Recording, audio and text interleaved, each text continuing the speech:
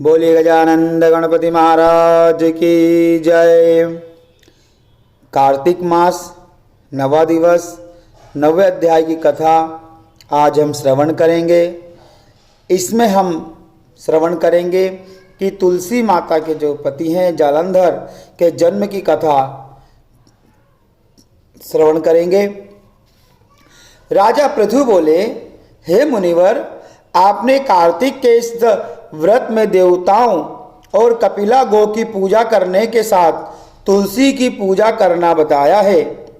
सो मैं तुलसी के बारे में जानना चाहता हूँ कि इसके पूजा व्रत का क्या महत्व है। यह कौन सी देवी है? तुलसी भगवान को क्यों प्यारी है? कैसे है? आपकी सर्वत्र गति है, आप सब कुछ जानते हैं, आप बताएं। तब महर्षि नारद बोले, एक बार इंद्र देवताओं और अप्सराओं के साथ शिव दर्शन हेतु कैलाश पर गए। वहां मार्ग में उन्होंने एक भयंकर स्वरूप, बड़े बड़े दांतों और आंखों वाला पुरुष देखा। देवराज ने उससे पूछा, तुम कौन हो? शिवजी कहाँ गए?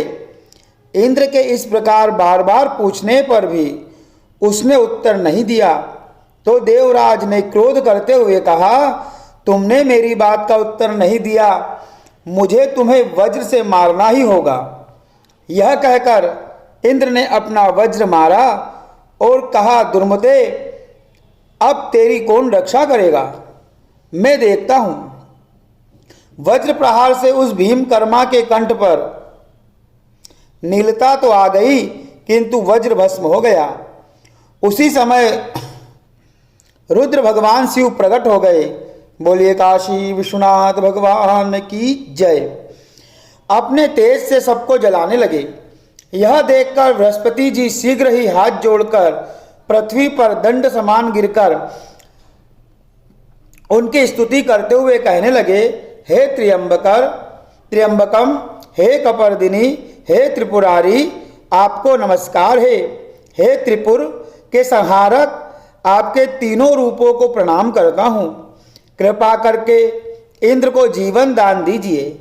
बृहस्पति जी ने शिवजी की इस प्रकार स्तुति कर आगे कहा कि हे भोलेनाथ, आप इस शरणागत इंद्र की रक्षा और अपने नेत्रों की ज्वाला को शांत करें।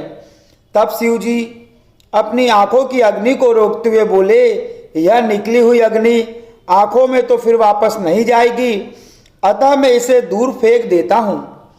इतना कहा शिवजी ने उस अग्नि को समुद्र की ओर फेंक दिया, जो गंगा सागर के संगम पर जाकर गिरी। इस प्रकार शिवजी को शांत होते हुए देख देवराज इंद्र और गुरु बृहस्पति जी को संतोष हुआ। नारद जी बोले, लीलाधारी शंकर भगवान इतना कहकर अंतर्ध्यान हो गए। तब इंद्र और बृहस्पति जी भी भय मुक्त होकर परम सुखी हुए।